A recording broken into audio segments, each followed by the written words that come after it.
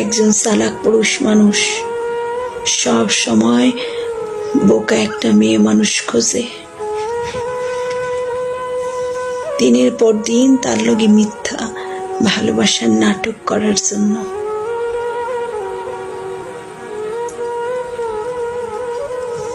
তারে মনের মতো ব্যবহার করার জন্য।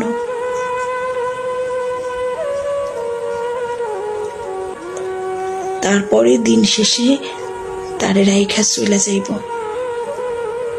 কারণ সে জানে ওই বোকা মেয়েটা তারে কিছুই করতে পারবো না। মনের সাথে মন মিলাইয়া ব্যথা পাইছি, এই মনে দুঃখ বলি